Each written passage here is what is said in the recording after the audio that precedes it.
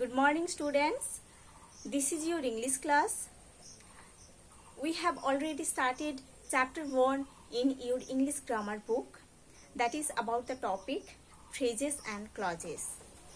In the previous videos, we have already studied about phrases and its classifications with their examples.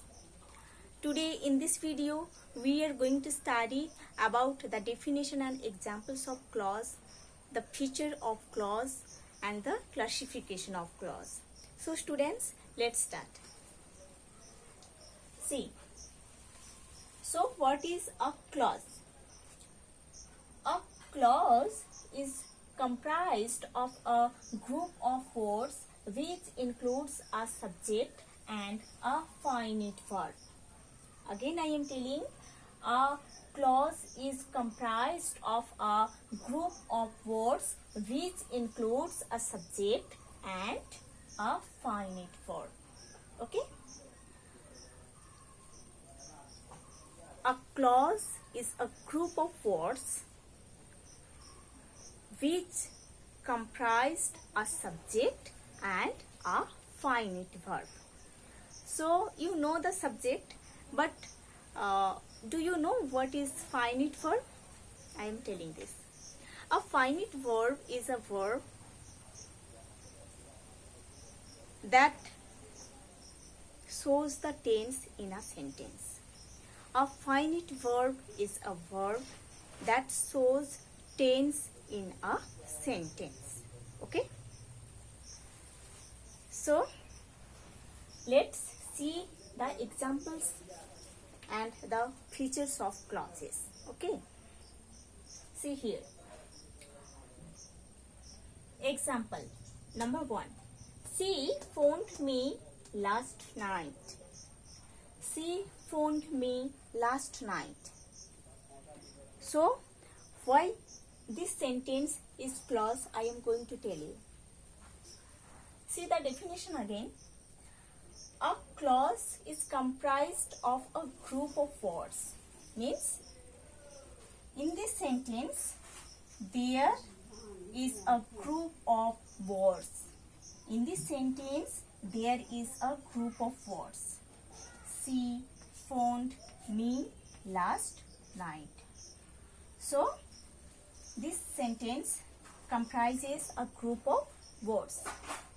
Now see, this sentence includes a subject. The subject is here she. She is the subject. And a finite verb. The finite verb is phoned. Because this verb phoned show the tense of this sentence.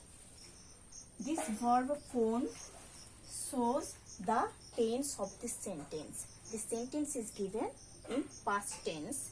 We can identify it by seeing this finite verb phoned. Okay? So, the first sentence is definitely a group of words, and this sentence includes a subject and a finite verb. That's why it is a clause. Okay? Now see number 2.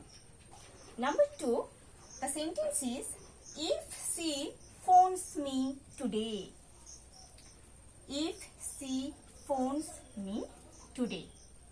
See, this sentence is also a group of words.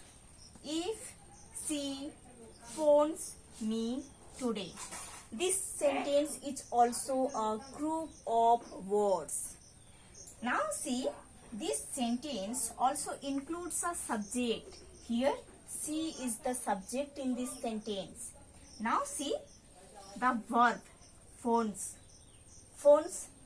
This verb shows the tense of this sentence. This sentence is given in simple present tense. Okay? So, here see, if is a linker. See the sentence again. This sentence, if she phones me today, this sentence is definitely a group of words. this sentence definitely includes a subject, that is she, and this sentence definitely includes a finite verb, that is phones, because this verb phones indicates the tense of the sentence. Okay, so this sentence is also a clause. Now see these two sentences properly. One is she phoned me last night, and the second is if she phones me today. See these two sentences. The first sentence conveys a complete sense. The first sentence conveyed a complete sense, though it's a clause. The second one conveys an incomplete sense, because there is a linker if is added here. I will tell about these two sentences. The first sentence is the clause that is independent. The second sentence is the clause that is dependent. There are three types of clauses. One is independent, second is dependent, third is coordinate. There are three types of clause. One is dependent, second is independent, third is coordinate. One is independent, that is also known as principal clause. Second is dependent, that is also known as subordinate clause. And the third is coordinate clause.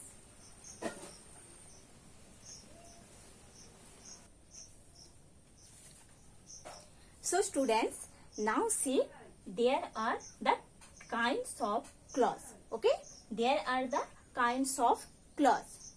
Number one is independent or principal clause. Number one, independent or principal clause. Let's see the definition. It has one subject and one finite verb and conveys a complete thought. Independent clause or principal clause has one subject and one finite verb and it conveys a complete thought. This clause stands independently. This clause stands alone without help of any clause. Okay? Now see the example. I will go. I will go. This is the group of words. This is a group of words. I is the subject. Will go shows the tense, shows the future tense. Okay? Will go shows the future tense, means finite verb. Okay? So,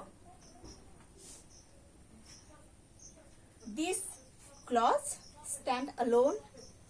This clause conveys a complete thought. This clause has one subject and one finite verb. Okay, so this is the principal clause or independent clause. Number second, dependent or subordinate clause. Now see the definition. It has one subject and one finite verb but does not convey a complete thought. Subordinate clause or dependent clause definitely has a subject and a finite verb, but it does not convey a complete thought. To convey a complete thought, this clause has to take help with a principal clause or independent clause. Okay? So, now see the example. If she come. If she come. See this group of words.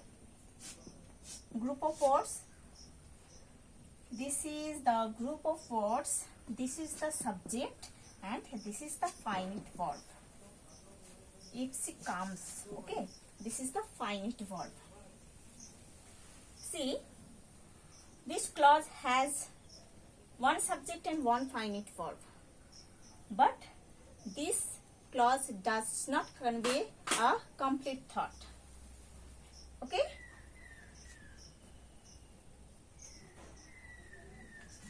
I will go. Now see the sentence.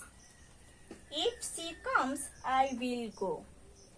If she comes, I will go. Now, this clause conveys a complete thought with the help of this independent clause.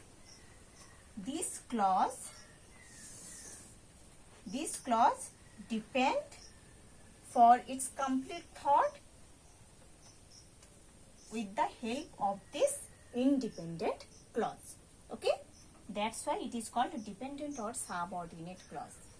Again I am telling, this clause depend on this independent clause to convey its complete sense. That's why it is the dependent or subordinate clause. And the coordinate clause we will study in the next video.